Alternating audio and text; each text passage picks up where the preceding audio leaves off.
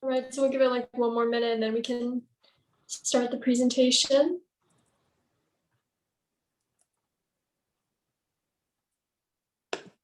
So I just want to welcome all of you guys to Duke's first Environmental Justice Symposium. And I really look forward to all the presentations that we're going to have over the next day and a half. And in particular, I want to welcome our amazing speaker today. Madeline Parker is the Youth Climate Justice Organizer for NC Warren. And so I'm sure that you're going to have an amazing presentation. And if you guys have any questions throughout the duration of the presentation, please just put them in the chat and we'll have a Q&A session at the end. Thank you for that intro. And yeah, so my name is Madeline Parker, and I am the Youth Climate Justice Organizer at NC Warren. I like to keep presentations, especially if they're, under 20, 25 folks on the call, I like to keep them pretty informal, and towards the end, definitely want it to be like have a segment for a kind of conversation. So as she mentioned, yeah, if things pop up, just post them in the chat. And if they're super relevant to what I'm sharing, I'm usually happy to kind of pause and address something, as long as it's not like mid-sentence. So NC Warren is a member-based nonprofit, actually based here in Durham, but we work statewide across North Carolina, and founded in 1988, so a bit over 30 years now. And we work to tackle the climate crisis and other hazards posed by electricity generation in a few different ways. One of the main ones being by watchdogging Duke Energy and their dirty energy practices. And we're trying to do this by building people power for a swift transition in North Carolina away from fossil fuels and towards clean, renewable, and affordable power generation, as well as increased energy efficiency. So our work is done alongside important allies in coalitions and with experts within the field. So we think that it is really important that justice work is not done in like a siloed fashion, and that those conversations and communications across different sectors are really key to this work. So a little bit about who I am and how I came into the movement before I move on. I actually was not an environmental science major in college. I actually was an English major and gender studies minor at Davidson College. And I then went up to DC and I worked at a nonprofit focused actually on mental health advocacy among youth up there. And I knew that I wanted to stay in nonprofits, and I liked the youth angle, but I wanted to do something that was a little bit more engaged with community because I was working kind of on the government affairs side of things when I was living up in DC. So I had grown up in the Triangle and I decided to move back down here.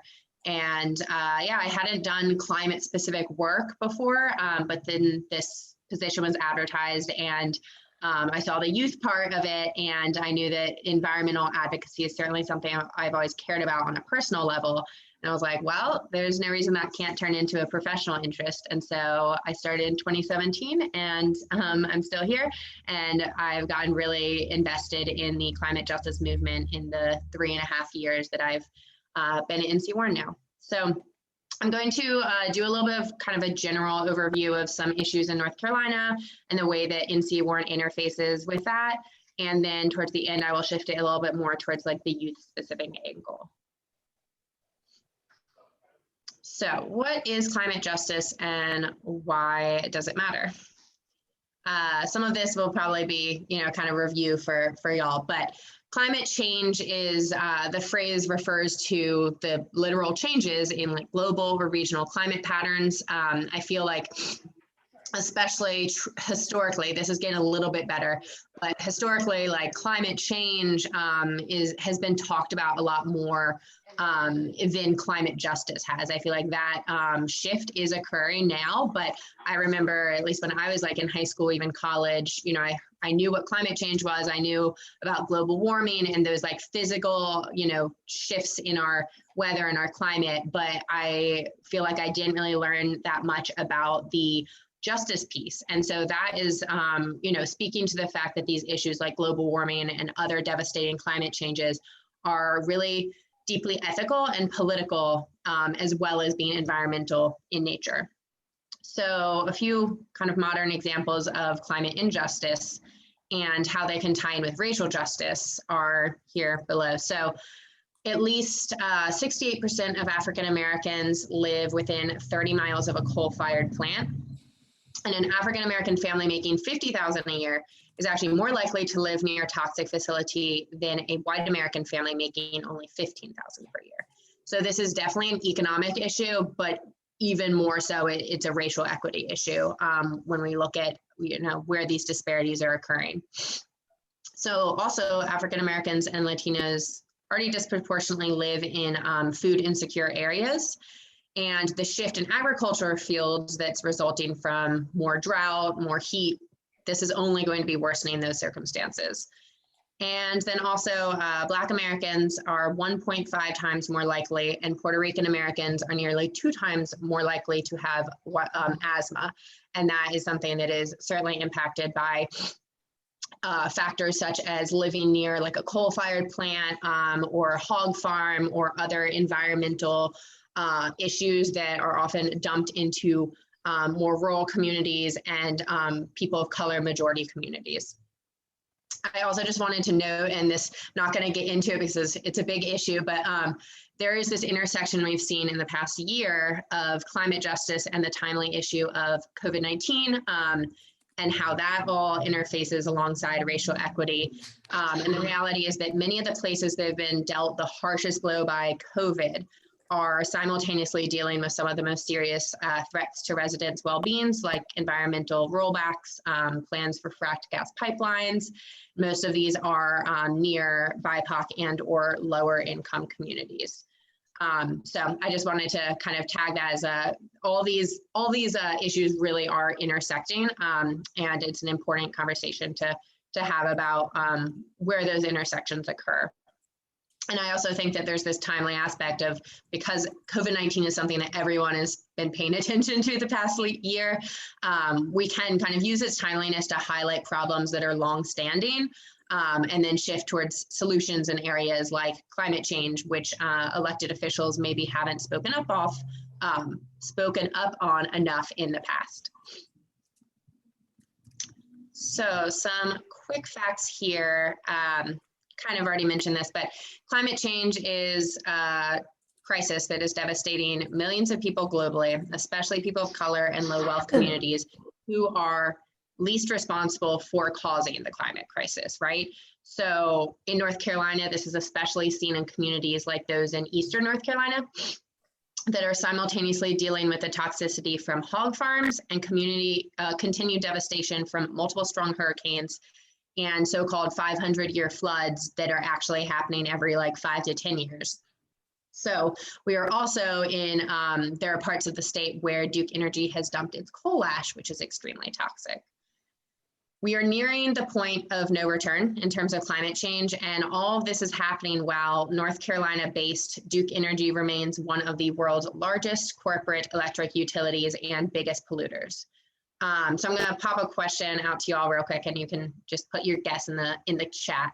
So what % of renewables do you think Duke Energy is projecting to have in the next 15 years? So 2035, let's just say 2035. So what % of renewables does Duke Energy's projected portfolio for the next 15 years include? Any guesses?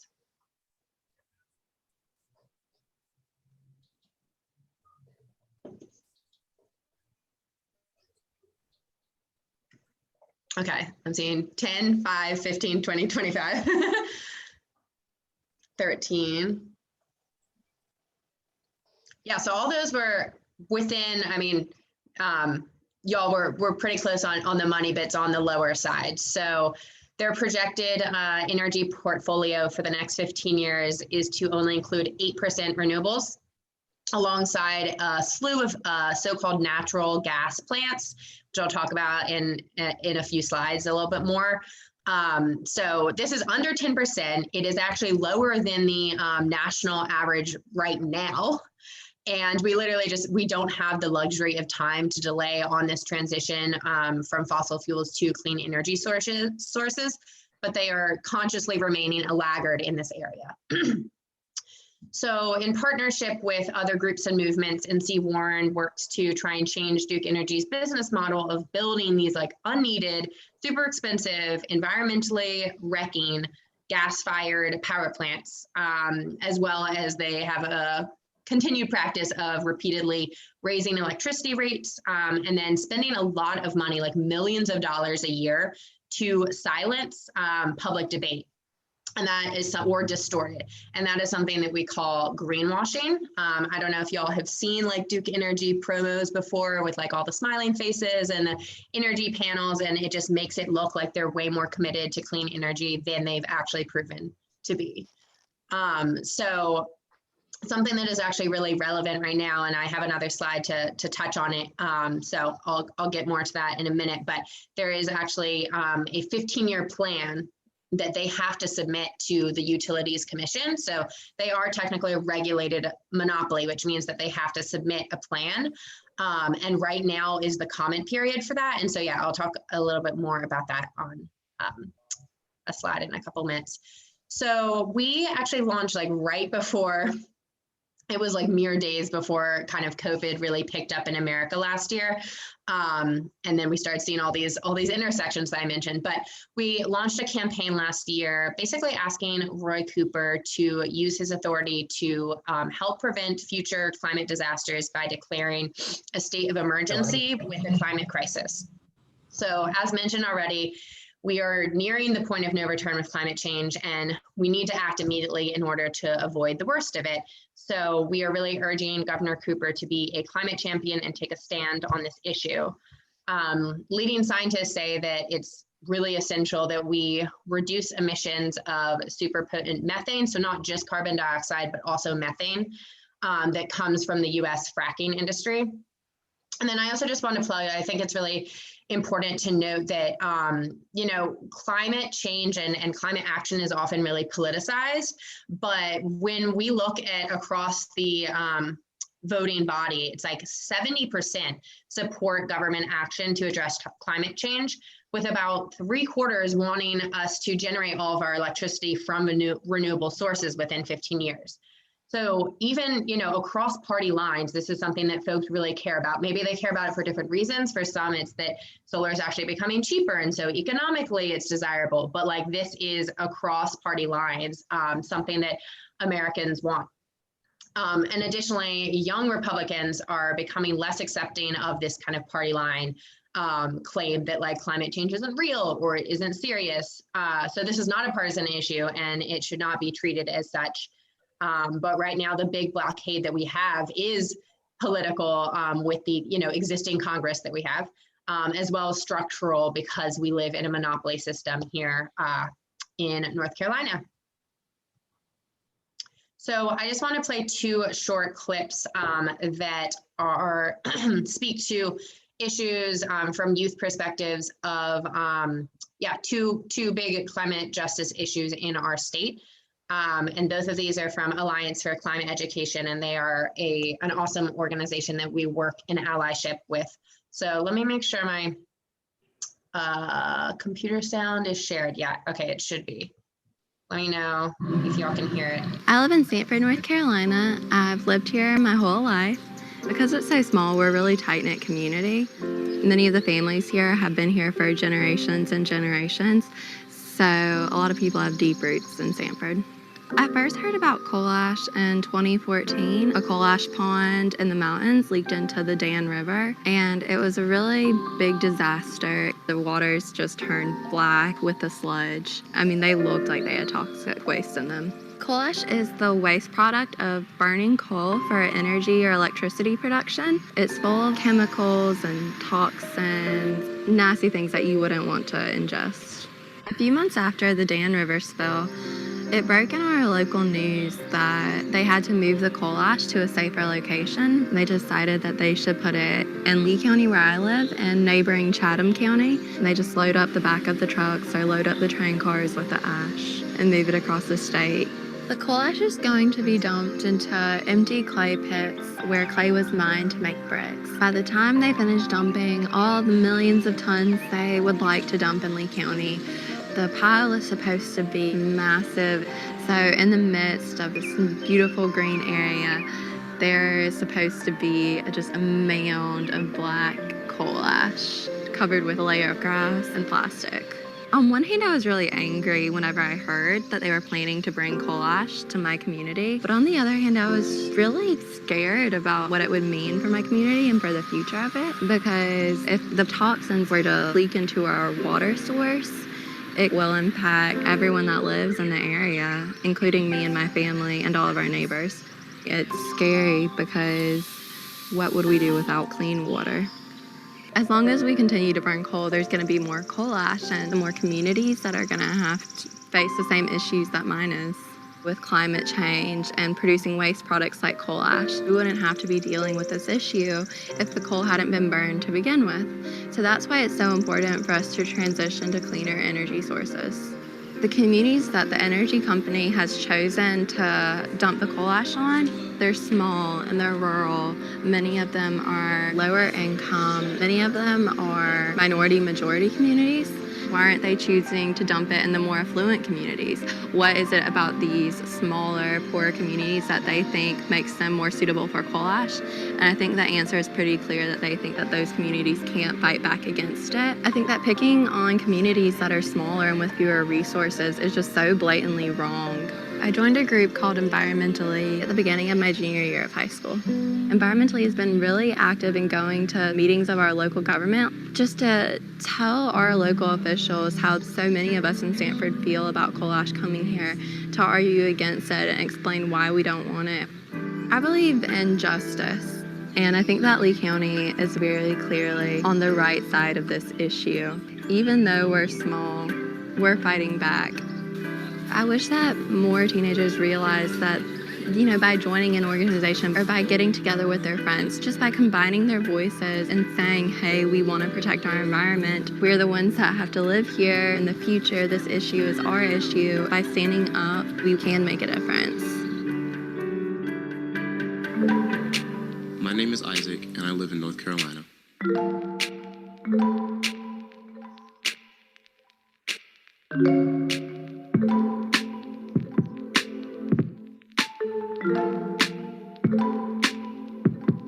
There are many ways that people are being affected by climate change that go unnoticed, such as people getting sick, not going to school, and not going to work. The reality is it's affecting everybody in minute ways that people don't even notice. North Carolina has been suffering at the hands of many relatively severe storms that we're not used to, such as the hurricanes, and then the weather itself has become very erratic to the point that we have all 4 seasons in 1 month. Because of climate change causing this erratic weather, my mom has been unable to go to work on several days throughout this past year. So she has felt the financial burden of not necessarily having enough money to provide all the things that she would like to provide for us, on top of paying for things like medical bills and insurance. It makes me feel worried and concerned for the sake of my family, for my mom, and the stress that she's feeling. I'm a little bit lost as to what I'm supposed to do. Most recently, I joined up with ACE, and it has allowed me to grow in my leadership skills and my outreach skills. And participating in community events has been very important because it has helped me see other people's perspectives as well and see how they're being impacted directly. When I learned about the impacts of climate change, it made me feel angry at the people who caused it and the people who did nothing. They think, oh, this isn't my problem. This isn't necessarily an issue that's going to affect me directly. But youth are going to be the ones to inherit this earth. We have to come up with solutions and figure out what's going on for our future, because we don't know what's going to happen in the next 10 years or so. So we have to be the ones to actually determine what's going to happen to it. If we're going to live on it, we should care about it.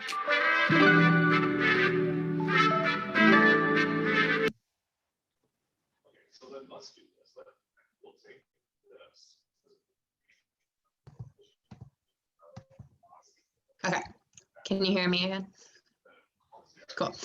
I'm just always wary of Zoom technology. I feel like it's so easy to hit the wrong button or something. So I just think it's important to share those clips, a couple clips that show, North Carolina youth and them talking about this issue, because I think sometimes especially in the Triangle, where, we don't necessarily have like the issues right in our communities that the girl in the first video was talking about, of like coal ash literally dumped right in our neighborhoods. So I feel like sometimes it can be sort of easy to just think of these as like far away problems. And so I just think it's important to bring the kind of like localized perspective there. And so speaking of Duke Energy and ways that we can kind of try and combat this issue, we actually have a coalition of 14 organizations that NC Warren helped found. And it's called Energy Justice North Carolina, or EJNC. And we are working to try and shift North Carolina away from the monopoly state that we live in, and that's been the structure for decades. And the problem is that maybe that made sense like 50 years ago when there didn't really need to be competition in the energy generation market, but at this point it's a really archaic structure. And the problem is that, as I mentioned earlier, like Duke Energy is really able to manipulate legislation with their influence.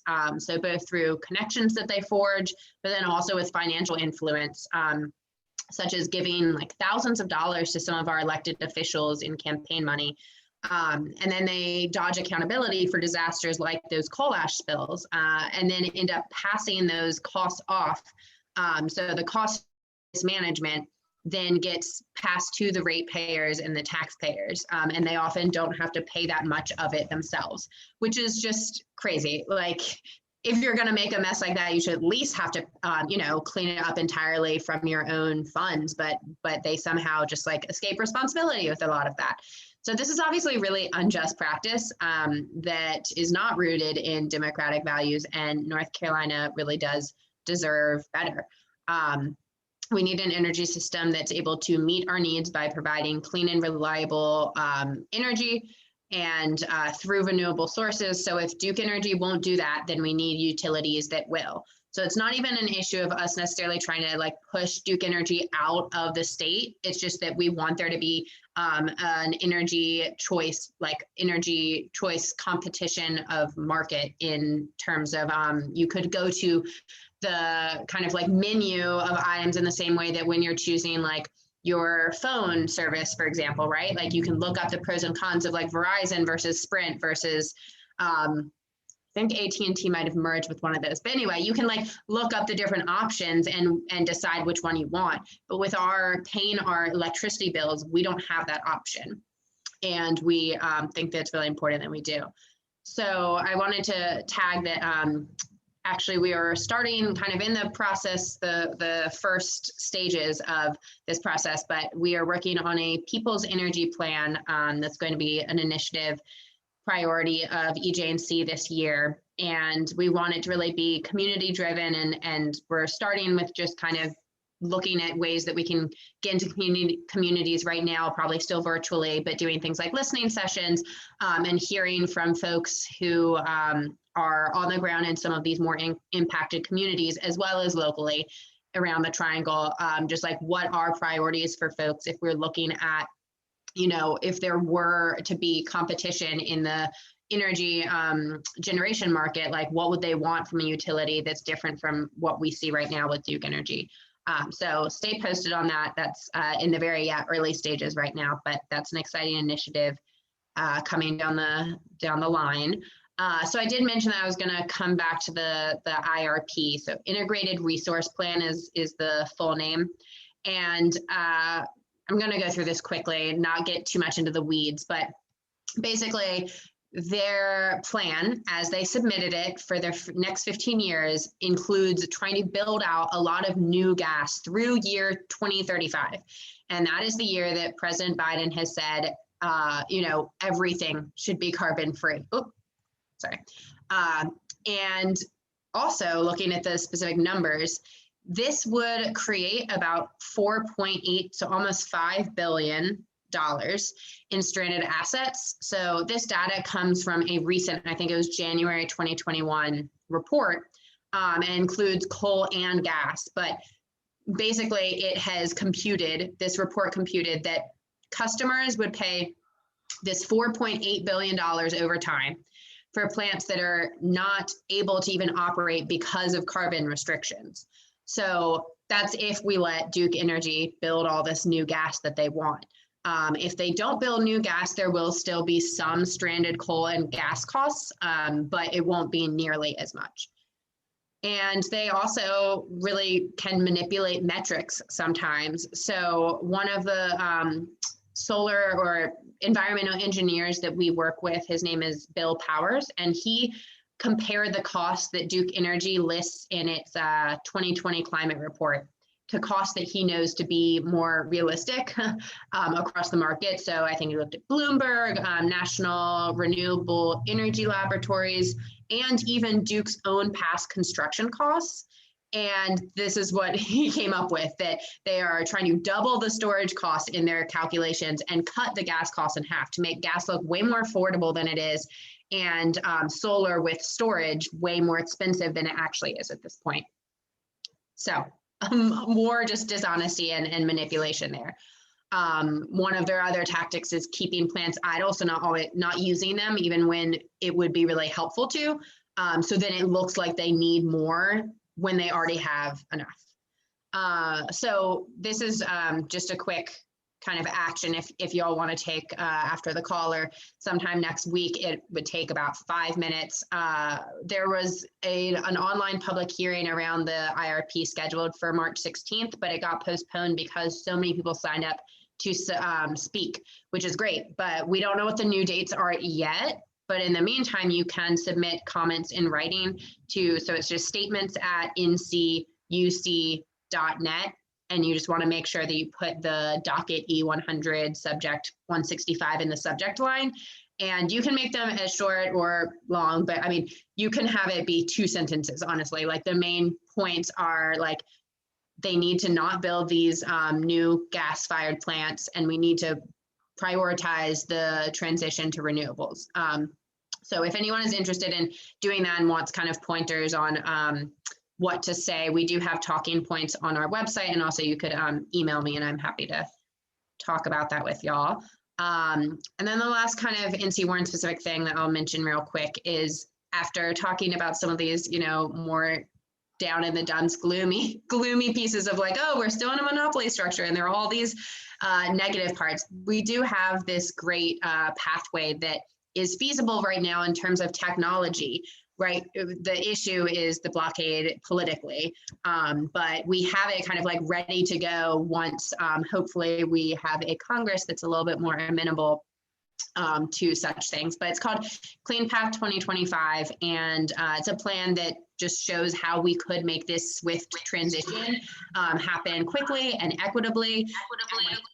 Saving North Carolina billions of dollars, as well as creating thousands of jobs while helping customers save money on their bills. So there's more information on that initiative on our website.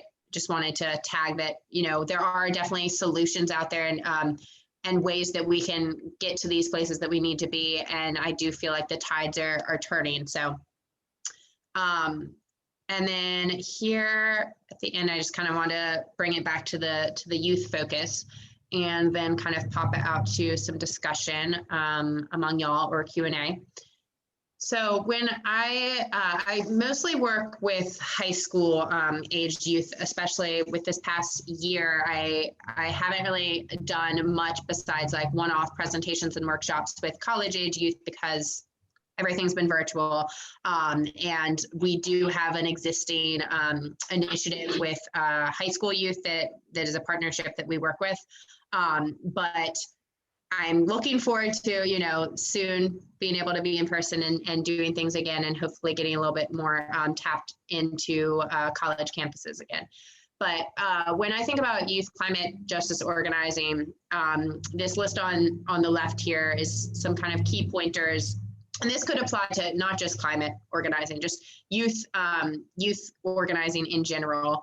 And I think that it's really important to like ascertain what your like the why is for doing that work. So, I mean, sometimes logistically speaking, students are doing something because they need to do it for a project, or they need to do it for community service hours if they're like in high school and they want it to be on their resume to go to college. Or, you know, there are sometimes these tangibles that are maybe not your like why from a more like heart and soul standpoint. But I think it's important, if you're going to do this work in a like longer term sustainable way, that you really do have a why that means something to you. So for instance, you know, those 2 video clips with the youth that we're sharing, like that it makes them angry, that it makes them like mad and confused, like why this is happening, and that like inspires them to want to go to these community meetings and to organize in their areas and try and work on these climate justice issues. So another piece in that is finding your allies. And the great thing about being a student is like there's a lot of built-in network, and there also are a lot of climate organizations and justice organizations in the Triangle. Like we're definitely in a hotbed area for that. So if you are, you know, a student group or just a student individual that's looking to get more involved, you know, even just going to the Energy Justice North Carolina Coalition website, like there are 14 organizations on there that range from like really small grassroots to larger national level groups like ACE. That are, you know, really eager to bring more people into this movement. So finding allies is important. And then also really using your voice, but sometimes that can be in like a creative way of maybe like you're into music and you want to use that as a form of expression, or you really like writing and so you want to like write a poem or do spoken word. Or just storytelling, however that looks for you. So I think when we say like, it's important to tell your story and it's important to like be loud and use your voice, like that can look like a lot in a lot of different ways, that can manifest in a lot of different ways, depending on how, you know, you feel comfortable and motivated to, use your voice. And then also making time, you know, if it's something that's important to you, just making sure that you have the time and space without feeling like you're getting burnt out. I know as a student that can be really tough, juggling like 100 different things. And then I think, and this kind of goes to a question that I'm gonna ask y'all, but there's this kind of nuance, like fine line between you, like young people asserting their agency, but also being able to ask for like support and resources, and sometimes just like logistics that are maybe harder to coordinate from the perspective of a student or, you know, a young person, and that it could be really helpful to have like an established like nonprofit or different organization help with those kinds of tangibles. So being able to communicate needs for how to achieve that support best, I think is also important. And searching for healthy escapes. My boss often talks about how like burnout is the biggest issue in like the nonprofit and organizing world, because sometimes people do care so much about an issue that then it's all that they do and think about, and they end up feeling burnt out. So having that balance, I think, is really important. So now kind of bringing you on to the conversation, I have a couple questions here, and then we can also just go to any questions that you may have. What do you think are some barriers that youth activists face, and how can we best work to overcome them? And then also, how can adult or older allies best support youth while maintaining the importance of like that the youth movement's independence and allowing it, you know, the space to grow on its own? And this can be either things you've experienced yourself or just thoughts on the issue.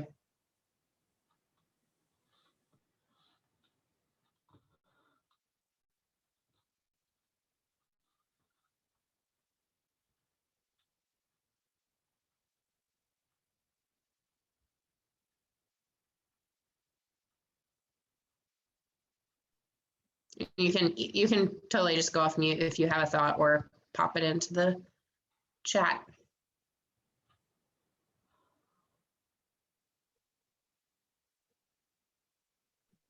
I mean, I think as a student, one of the biggest issues is like we don't know where to go for funding, or we don't really have like connections to people that have kind of power. So we're coming from a very like square one space when we're trying to do anything.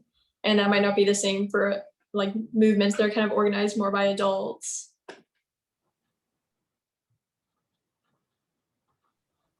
Yeah, very true. I feel like I've seen, even just in the past like year and a half, like I've seen a lot more things come through like my email and like listservs of like youth specific grants, which is really exciting. And then I'm able to like point to people like, oh, I know that this person could apply for, like, so yeah, making those connections I think is really key for sure. We hate money, but we need it. It's one of those things like, if only we just didn't have to worry about that, but we do. Any other thoughts on this issue? And then I saw there was a question in the chat, which I can answer in a minute.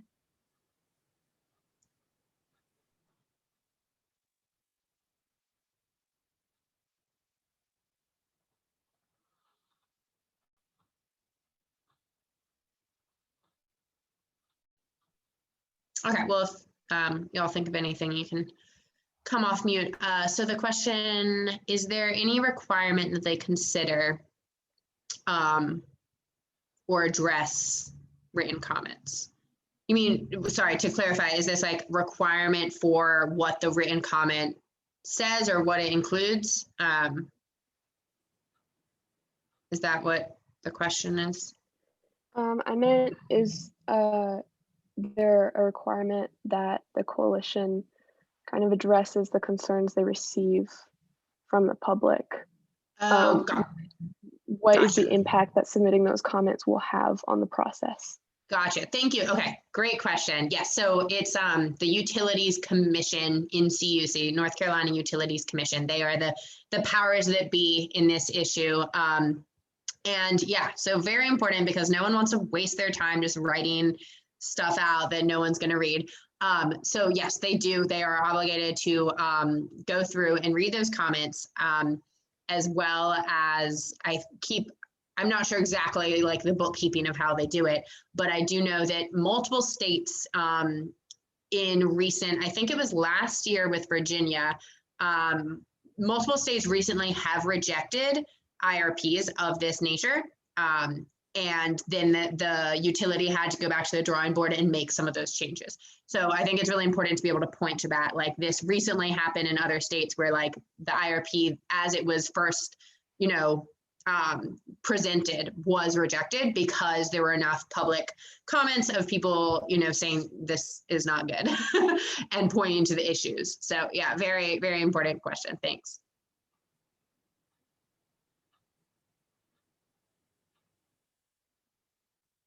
Any other questions just about the presentation in general or anything else?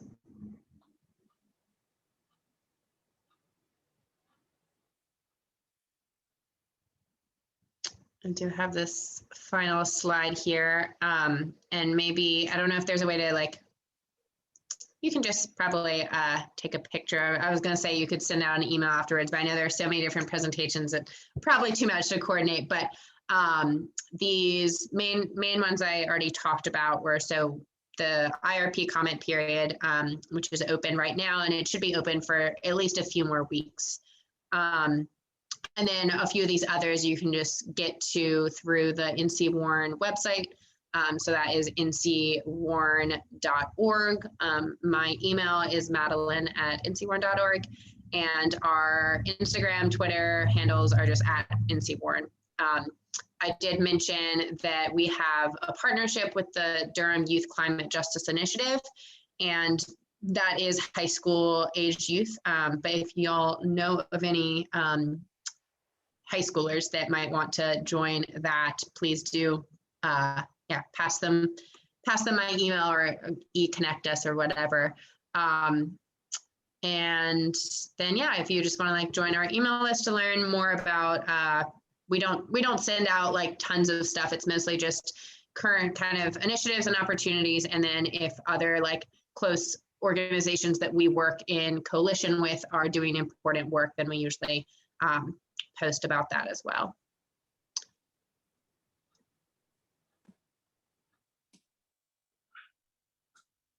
Thank you so much for that presentation. That was really amazing. I know I definitely learned a lot. And we can probably maybe try and put that slide somewhere on the website so it's accessible so people know where to kind of learn more. Okay.